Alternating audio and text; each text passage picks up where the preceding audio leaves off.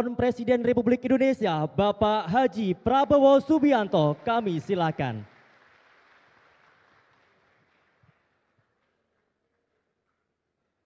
Bismillahirrahmanirrahim. Assalamualaikum warahmatullahi wabarakatuh. Salam sejahtera bagi kita sekalian. Shalom, Om Swastiastu. Ya, salam kebajikan. Saudara-saudara sekalian, yang saya hormati, Ketua Umum APSI, Asosiasi Pedagang Pasar seluruh Indonesia, Saudara Sudaryono, dan Rakas APSI tahun 2023. Yang saya hormati tokoh-tokoh nasional yang hadir, Saudara Subiono, Wakil Ketua Komisi 1 DPR RI, Yai Haji Toha, Pengasuh Pondok Pesantren Al-Islah Bondowoso yang hadir, tokoh-tokoh APSI yang bersama saya telah berjuang sejak lama, Saudara Ngadiran, Saudara Haji Ahmad Zaini, Saudara Mujibur Rahman, Saudara Sukriyanto, dan tentunya tokoh-tokoh lainnya yang tidak bisa saya sebut satu persatu tanpa mengurangi rasa hormat saya. Seluruh pengurus DPP APSI yang saya hormati dan saya banggakan, seluruh ketua DPW dan DPD APSI dari Aceh sampai Papua yang hadir, saudara-saudara sekalian, tamu undangan peserta Rakernas APSI tahun 2023 yang saya hormati dan saya banggakan.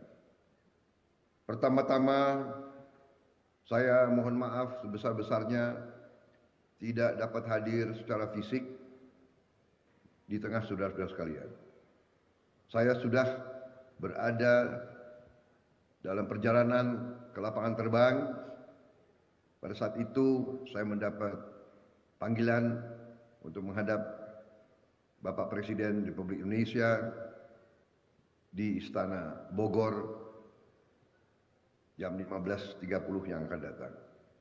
Dengan demikian, saya melihat sulit untuk saya hadir pada hari ini, sehingga saya minta izin untuk hadir secara Vikon, secara Zoom.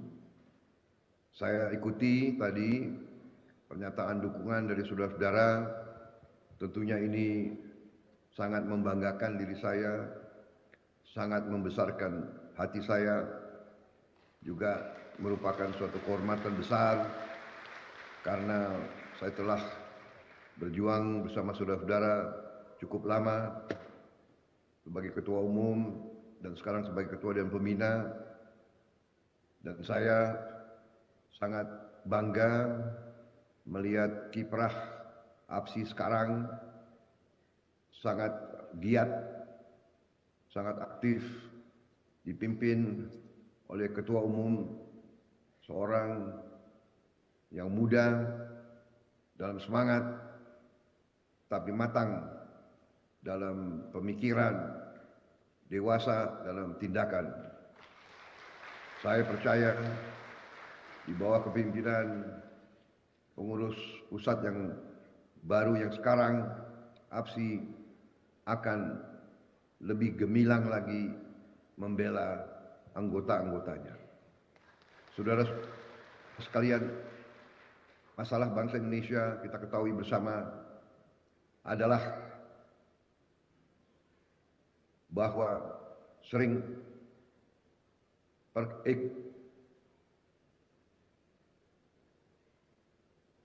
dikuasai oleh golongan kapitalis modal besar, dan hal ini harus kita waspadai. Kita mengerti bahwa zaman sekarang adalah zaman pasar bebas, tetapi perekonomian kita yang dimaksud oleh pendiri-pendiri bangsa kita. Perekonomian kita harus berazaskan kekeluargaan. Itu adalah maksud dari pendiri-pendiri bangsa kita, dan itu tertuang di dalam Undang-Undang Dasar Negara Republik Indonesia. Kita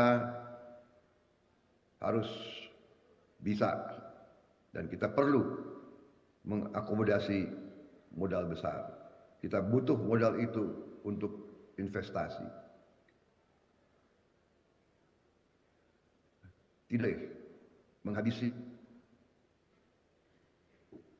kaum lemah.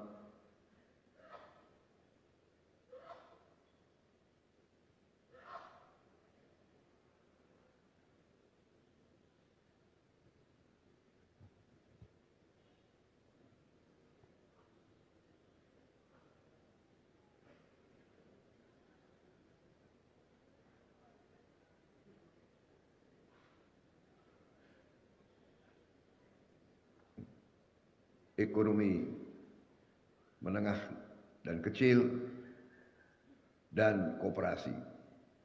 Dengan demikian adalah suatu kehormatan saya waktu itu diminta berjuang bersama saudara-saudara untuk membela kepentingan para pedagang. Para pedagang pasar tradisional adalah tonggak yang sangat penting dalam perekonomian kita. Para pedagang pasar tradisional adalah penyambung dan perantara antara produsen-produsen kita di daerah pedesaan, antara petani-petani kita, nelayan-nelayan kita, antara kaum produsen yang UMKM dengan masyarakat lebih luas. Karena itu, saya merasa sangat besar hati hari ini mendapat dukungan saudara sebagai calon presiden Republik Indonesia bersama saudara Gibran Rakabuming Raka sebagai wakil presiden untuk masa pengabdian masa bakti 2024-2029. Saudara-saudara sekalian, Republik kita menganut azas demokrasi. Kita memilih sistem politik demokrasi. Demokrasi adalah kedaulatan rakyat. Dan kedaulatan rakyat itu wujudnya, implementasinya adalah dalam pemilihan umum. Dalam pemilihan umum itu rakyat menjalankan kedaulatannya. Dalam pemilihan umum, rakyat kita diberi hak dan kesempatan untuk memilih pemimpin-pemimpinnya, memilih wakil-wakilnya di setiap tingkat, wakil di provinsi, wakil di kabupaten kota, saudara-saudara sekalian, juga wakil di pusat. Saudara-saudara,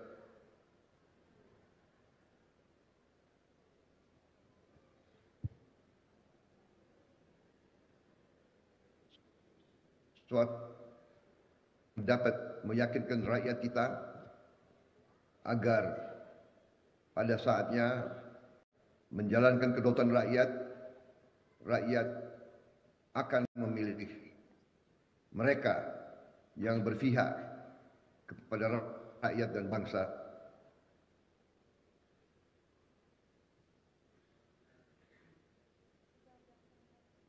Indonesia Maju sangat jelas perjuangan kita.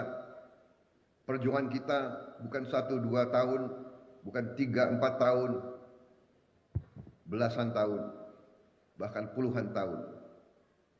Saudara-saudara dapat meneliti rekam digital saya, semua pidato saya selama mungkin 25 tahun lebih, bahkan waktu saya masih aktif dalam dinas tentara. saya sudah dari sejak dahulu menggarisbawahi bahwa hanya dengan ekonomi Pancasila, hanya dengan ekonomi yang ada dalam Undang-Undang Dasar 45, hanya dengan ekonomi kekeluargaan, hanya dengan ekonomi yang berpihak kepada rakyat kita sendiri, Indonesia bisa sejahtera. Kapitalisme neoliberal tidak mungkin membawa kesejahteraan. Saya termasuk salah satu yang paling dini sudah memberi peringatan itu. Kalau dikatakan bahwa ekonomi kita harus menganut ekonomi kapitalisme neoliberal, artinya yang kecil bisa terlindas oleh yang besar. Modal besar yang kita tidak tahu berasal dari mana. Modal besar yang kita tidak tahu kesetiaan kepada siapa. Kalau menguasai semua sendi-sendi kehidupan bangsa Indonesia sesungguhnya tidak merdeka lagi. Saudara-saudara sekalian, sudah sejak lama saya memperingati seluruh bangsa Indonesia agar kita harus swasembada pangan. Sudah saya anjurkan sejak lama adanya industri pertanian yang modern, yang menggunakan sains dan teknologi yang berada dalam skala besar, tidak membunuh petani-petani kecil, tapi melengkapi, memperkuat cadangan pangan bangsa Indonesia. Pada saat itu, saya di HKTI dan juga di APSI selalu memperingati elit bangsa. Sudah belasan tahun, bahkan puluhan tahun. Jawaban penganut-penganut ekonomi neolib adalah untuk apa kita membeli beras dari petani Indonesia kalau petani Indonesia tidak bersaing dengan petani Vietnam. Itu jawaban mereka. Tetapi kalau terjadi keadaan geopolitik, kalau terjadi ketegangan di dalam kehidupan antara negara dan negara-negara produsen pangan melarang ekspor ke kita, bagaimana keadaan keselamatan bangsa Indonesia? Tidak ada jalan lain, kita harus berdiri di atas kaki kita sendiri. Karena itu, perjuangan pedagang pasar tidak bisa lepas dari perjuangan petani-petani, perjuangan nelayan-nelayan, perjuangan buruh-buruh kita di mana-mana, perjuangan seluruh rakyat Indonesia. Rakyat Indonesia berhak untuk menikmati kekayaan Indonesia. Saudara-saudara sekalian, saya bersatu dengan Presiden Joko Widodo karena ternyata cita-cita kita sama, pengertian kita sama, pemahaman kita terhadap keadaan Indonesia sama. Presiden Joko Widodo selama memimpin berjuang terus untuk membela rakyat yang paling lemah, rakyat yang paling miskin, rakyat yang berada dalam keadaan yang perlu untuk dibantu. Saudara-saudara, faham kapitalisme neolib mengatakan bahwa pemerintah wasit mereka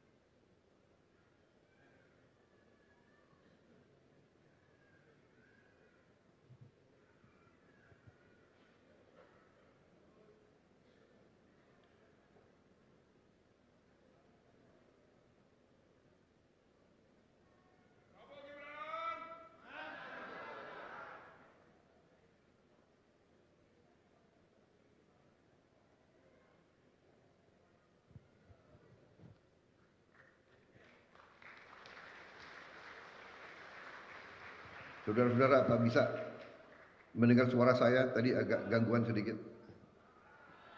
Saudara-saudara sekalian, terima kasih dukungan saudara. Ini perjuangan yang mulia. Ini perjuangan yang suci. Demi Allah Subhanahu wa taala, saya tidak menghendaki jadi presiden hanya untuk kekuasaan, tidak. Saya ingin berbakti, saya ingin berbuat yang terbaik untuk rakyat Indonesia. Saya ingin memimpin kebangkitan bangsa Indonesia. Saya ingin memimpin pemerintah yang akan menghilangkan kemiskinan dari bumi Indonesia. Saya ingin lihat rakyat Indonesia sejahtera.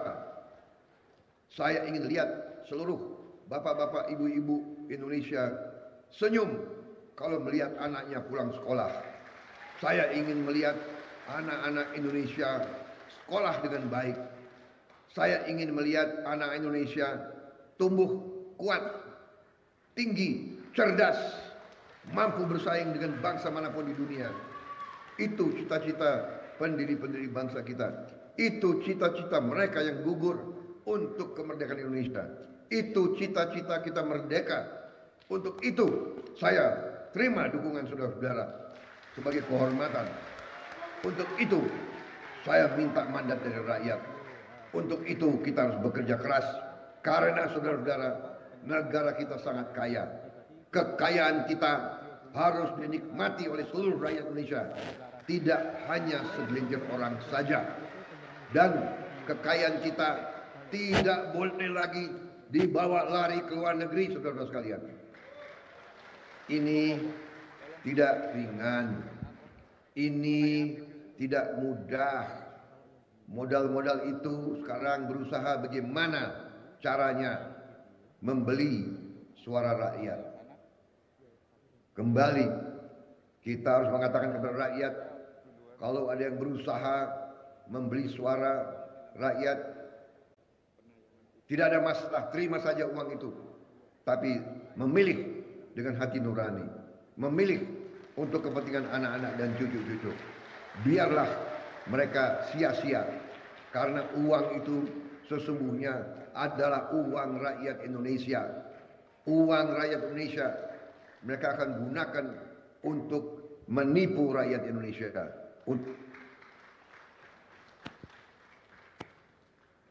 Kalian, saudara sekalian, sekali lagi terima kasih dukunganmu. Saya minta maaf sebesar-besarnya. Saya tidak bisa hadir dan saya minta maaf sebesar-besarnya. Saya tidak bisa lebih lama bicara karena saya pun ditunggu untuk pertemuan dengan Bapak Presiden Republik Indonesia. Prabowo Gibran. Perjuangan kita mulia, perjuangan kita suci. Kita berada di jalan yang benar, jalan yang diridhoi oleh Yang Maha Kuasa. Mari kita berjuang sampai kemenangan berada di tangan rakyat.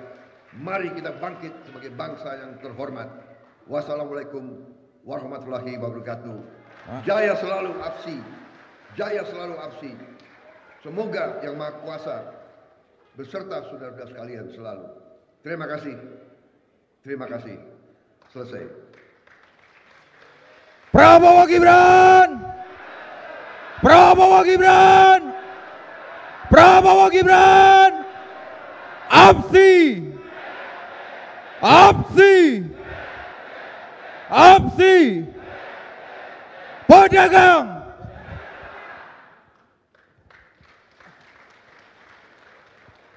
Baik, terima kasih kami ucapkan kepada Bapak Haji Prabowo Subianto yang telah memberikan pidato politik yang luar biasa.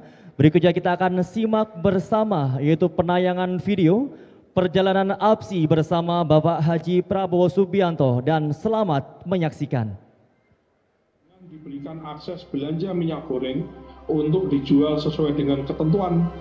Kami selalu menekankan yang kami perjuangkan adalah bagaimana operasi pasar itu dilakukan menggunakan instrumen pedagang pasar gitu. Iya, itu tentu harus dituntaskan. Dan ingat, pedagang pasar itu rakyat kecil yang penghasilannya digantungkan pada harian. Jadi hari itu untuk berapa dia makan. Jadi tidak menuntut kemewahan tapi menuntut Kira-kira begitu Mbak Caca. Has given so much blessings to our people. Sometimes the people become complacent and the people become negligent in protecting their resources and their future. We can be the breadbasket of the world. So this existential threat and this, let us say, ecological or environmental disaster, we can turn around to be environmental and food opportunity for the world. We do not need too much technology. We do not need, the nature has given us this, let us say, competitive.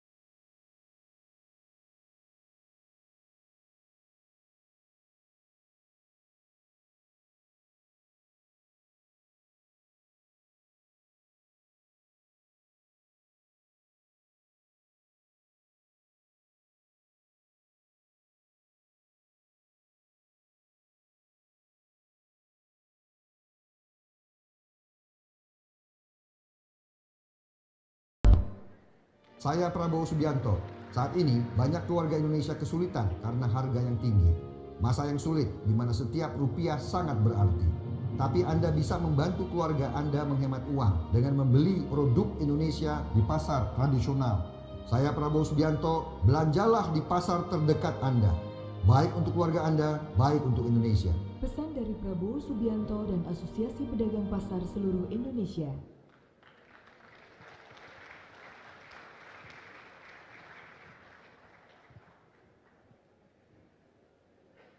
Baik, demikian penayangan video perjalanan APSI.